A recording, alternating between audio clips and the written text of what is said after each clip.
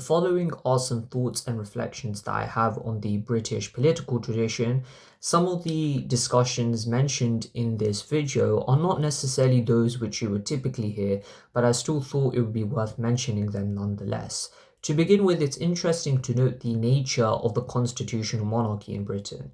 It's important to note that although the royal family is not directly involved in politics per se, and the monarch very much is more of a figurative title, and the monarch in and of itself does not exert power, the reality is that the royal family, due to the nature, of its dynasty, due to the nature of its long history of power and involvement in British politics, still exerts what you could consider to be an invisible hand in the way that Great Britain is run. I mean, obviously, the sheer amount of resources and connections this family has just by being the royal family of Great Britain cannot be understated. And so, even if they aren't directly involved in politics per se, or they don't make it so overt, still covertly so, they are quite involved in the affairs of this country and how it is run. And anybody obviously who studies how the elites, let's say, control things from behind the scenes should understand why this is quite obvious, even if they don't make it appear so. A question that obviously arises regarding the monarchy or the royal family is that should the monarchy as an institution be abolished?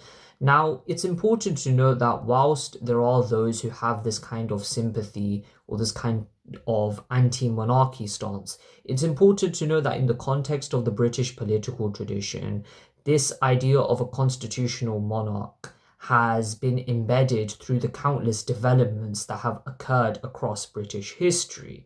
And the monarchy is embedded fundamentally within the broader British political tradition and, like I said, its development.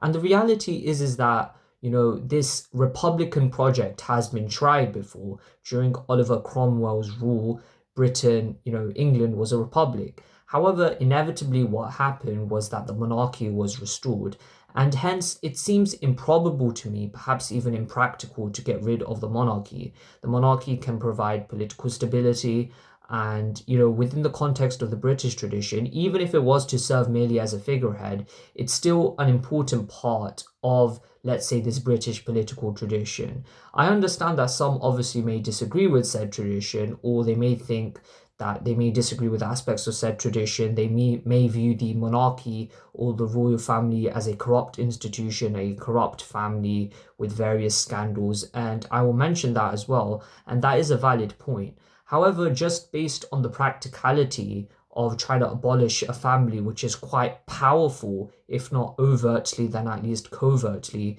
it's quite impractical to do so. And like I said, it's ingrained within the political tradition, ingrained through the developments that have occurred throughout British history. And also, there is a kind of emotional attachment that a nation has to its monarchs, even if, said monarchs may at times be corrupt.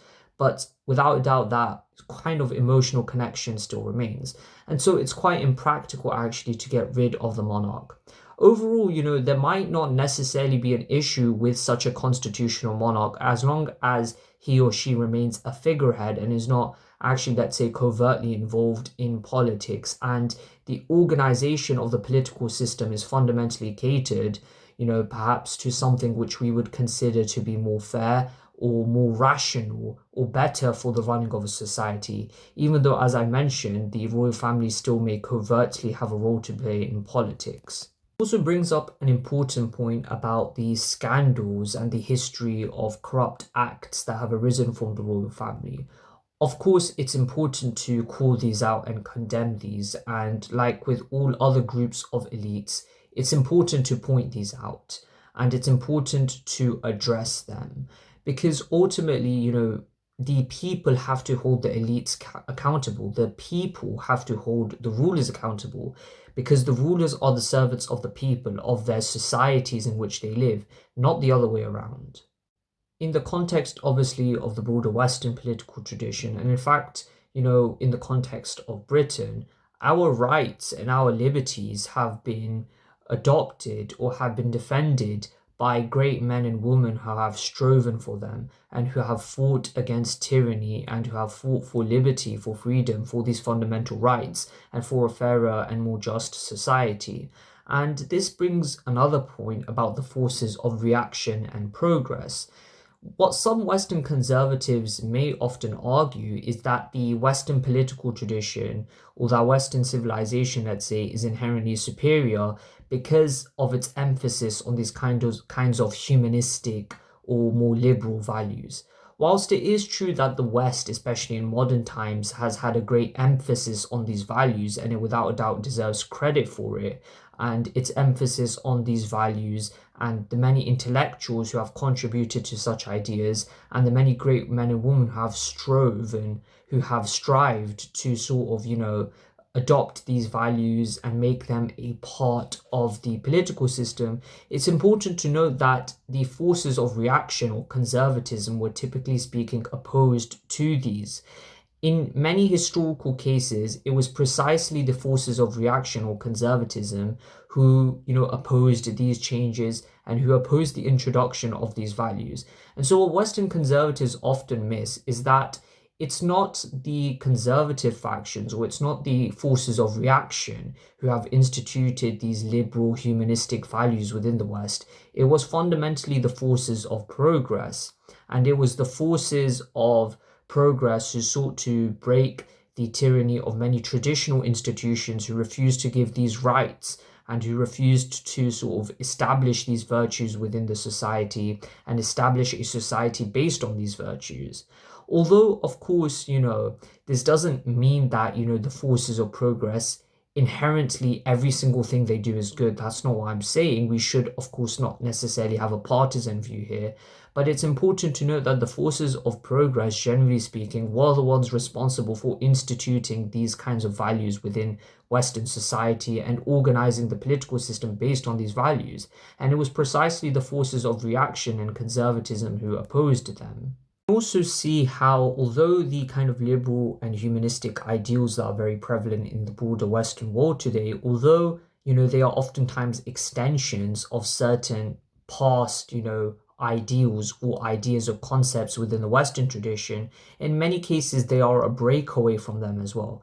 For example, when it comes to the Enlightenment, or if we were to talk about certain more humanistic aspects of the West, especially within modernity developing from the Enlightenment, many of them are drawn from Christianity, for example. However, at the same time, the Enlightenment was a secular rationalist project that attempted to break away from Christianity. And the modern West, although it draws a lot from Christianity, is ultimately a quite secular society. See this interesting, kind of development playing out where certain developments in a tradition are in a way a continuation of said tradition, but at the same time a break away and breaking away from said tradition. For example, we can see in the case of the American political project how it is at the same time an extension of the British political project and a breakaway from the British political project. This is because the American political project, although it emphasizes certain aspects or certain ideas that are important within the British political tradition, such as individual liberty, individualism, the rule of law, etc. Although these things are obviously found within the American political tradition, it's also a breakaway from the British political tradition insofar as it abstracts these ideals from the British ethnic identity and from the context of and development of the British political tradition. And it abstracts these ideals away from it into ideals to be achieved in and of themselves. Hence, instead of emphasizing, let's say, the British ethnic identity and the British political tradition and how this achieves those ideals, these ideals are to be sought in and of themselves without regard for a specific ethnic identity per se. Although, of course, the inception and origin of the United States was within the context of a dominant Anglo-Saxon culture still, it's important to see how this principle of abstracting these ideals away from the context of the British political tradition and the tradition that stems from this British ethnic identity, it's important to see how this abstracting of these ideals away from that fundamentally it sows the seeds for the multiracial, diverse America we know today, because it's not attached to a specific ethnic group. It's basing the organization of the political system of the society on these ideals fundamentally. And so it allows for this multiracial society to form as long as the participants within this society agree with the fundamental organization of that society, which is that, all men are created equal and the pursuit of life, liberty, and pursuit of happiness, for example. Of course, context is important here. The American colonies were very much an extension of the British Empire, less so than a direct colony of it per se. It's very much the case that the American colonies, were self-governing, autonomous, and they very likely would have achieved independence at one point or another anyways. In reality, the colonies were more so under the military protection of the British, and they used to trade with the British, of course, and there were a lot of financial benefits that the British could have received. But it wasn't necessarily the case that the American colonies, the people living in them, insofar as the British people were living in them, were colonized per se. They were extensions of that empire.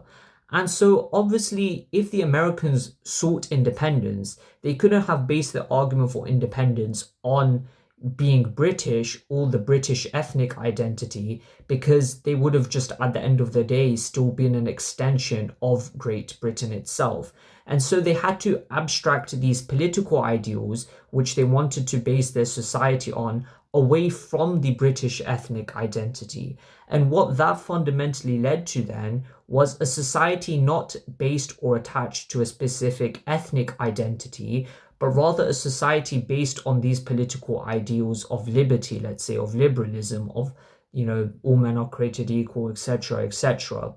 Of course, this is different to the British political tradition, where in that political tradition, all of these ideals are still present, but they are in the context of and development of the British political tradition, and it is attached to a specific British ethnic identity. However, of course, the United States does not attach its political ideals to a specific ethnic identity, and hence it gives rise to the kind of multiracial society that we see today.